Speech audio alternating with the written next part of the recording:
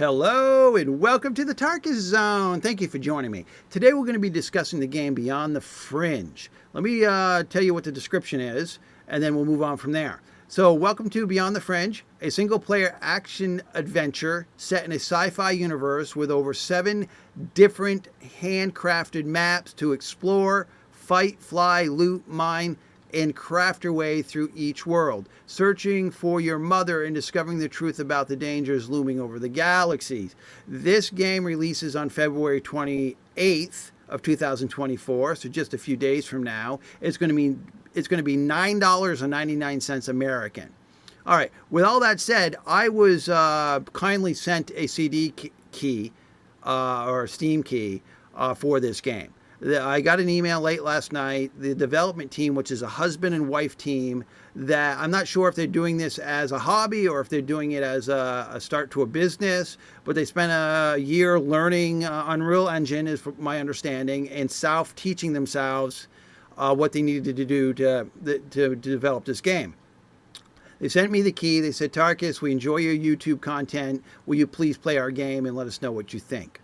Well, that's why I'm kind of doing this video, is to put my subscribers' eyes on the product. You all know from my gaming preference, I do not like single-player games. I like games where I'm actually working with other people, other humans, in team play, co-op play, or whatever play you want to call it. If it doesn't have some sort of interaction with other players, I will never touch a game.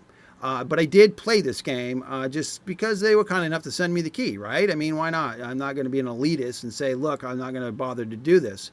So I played it for a half hour. And for a half hour, it was okay. I mean, there's a few development choices they made here that are a little clunky, and that's just my opinion. And I'm just going to say it real quick. The game requires you to use multiple interaction buttons. Most games, going back years, when your hand on the keyboard is over here, it tends to stay in this location. And they've got some interaction keys that are across the keyboard.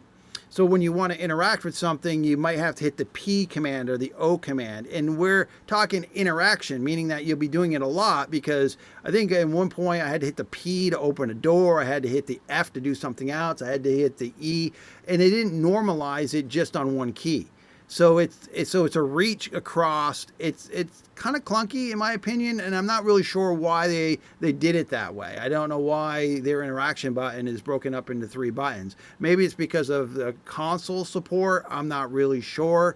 But that was a problem for me. The multiple interaction buttons. But outside of that, the game is okay. It's a third-person shooter game, as you can see on the screen. It's a sci-fi game. I'm not really into space sci-fi games. That's just not my stick.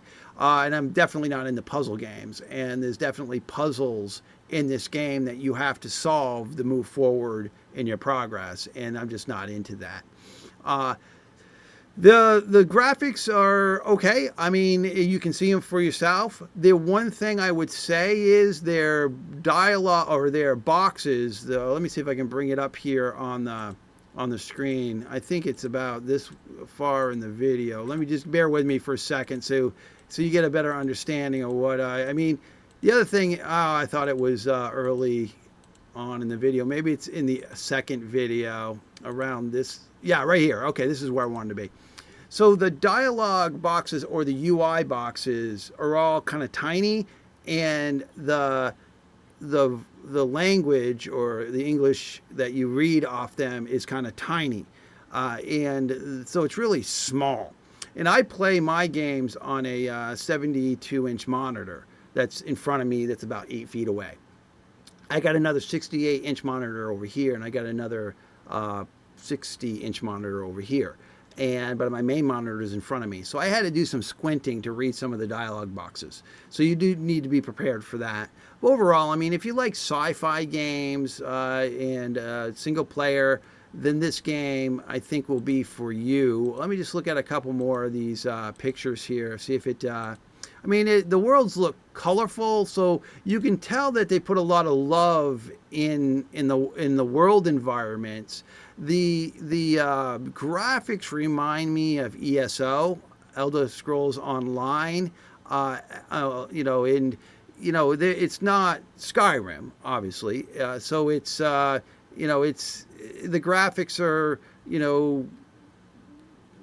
par for a video game, and I think I should give them props for a lot of the things they've added to the game as a two-person development team, right?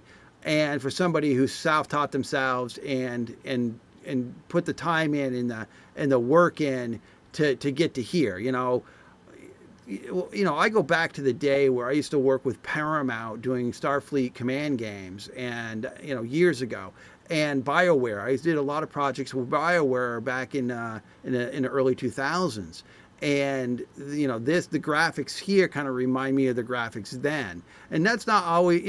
Retro games are cool. I love retro games. I have a full retro arcade here at my house in my office. I've got 8 retro arcade stand-up units that you would have found in an arcade back in the late 80s and 90s. So I'm into retro games. So, I mean, if you just look at this, the graphics of this is somewhat of a retro kind of style, and you can get by that, then you're good to go here. I'm just going to, say this is you should give it a go. There's no harm in trying it, because if you don't like it, you can just refund it before the 2-hour mark, right? So I'm just bringing it to your attention as a game you might be interested in if you're a subscriber of mine. It's just not a game that I'm going to do much more playing at this time, other than to say that I put my half hour in. And I appreciated getting the invite.